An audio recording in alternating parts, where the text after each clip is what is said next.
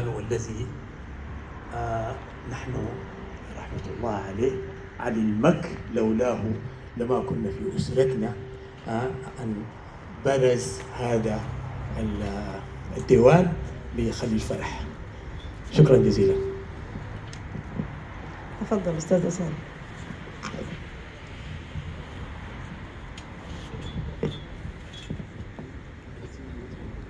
نحن بنقول دائما يعني شمال السودان ومنطقة النوبة لو اكتفت بأنها قدمت للحياة السودانية عموما والحياة الثقافية على وجه التحديد، لو اكتفت بأنها قدمت خليل فرح وردي لكفاها يعني الثقافة السودانية.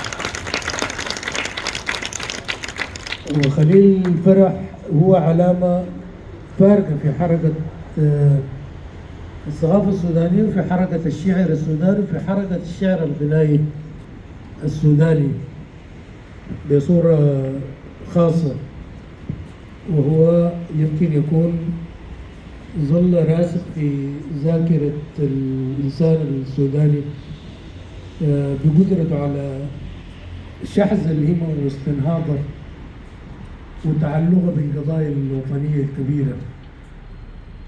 ويكفي انه الليلة عزة هي أيقونة الثورة السودانية وأيقونة حركة التغيير والعدالة في كل مكان. أنا كنت بتمنى انه يكون السلام الجمهوري هو أغنية العزة، لأنه ما بفتك لي في أقوى وأجمل وأفضل من كده.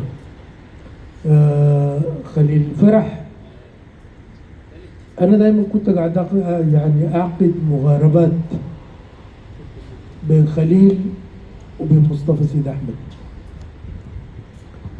وبقول إنه تشابهت ظروفهم في حالات كثيرة.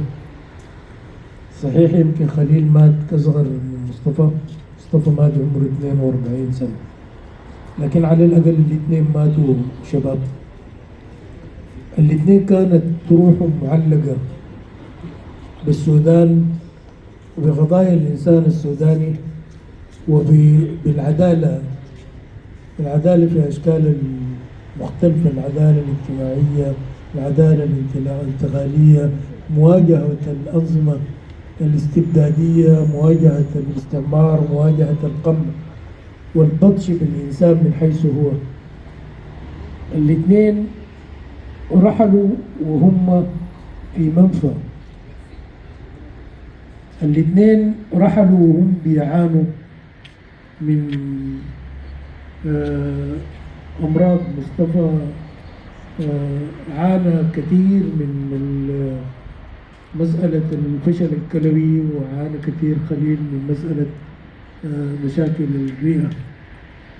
الاثنين كانوا بيلتغوا في أشواقهم. مصطفى الناس اللي قعدوا معه في أيامه الأخيرة كانت أمنيته الوحيدة إنه يرجع السودان ويلقى نفسه في الحصافيصة في موقف والسلفاب،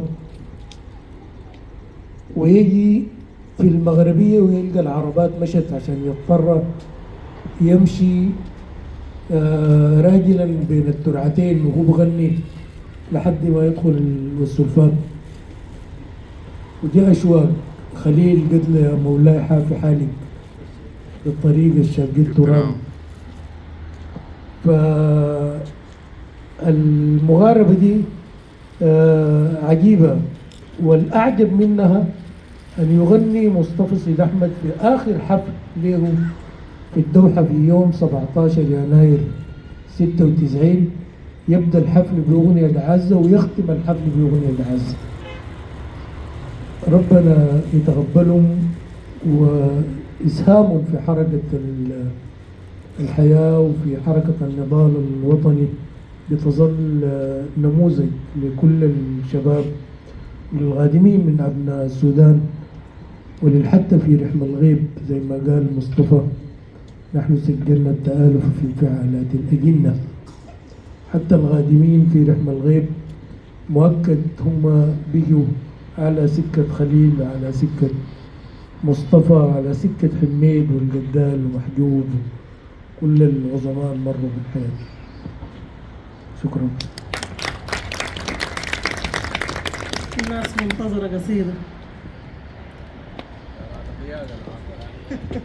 يا اخوان لازم تجيب لنا هوا كتير. طيب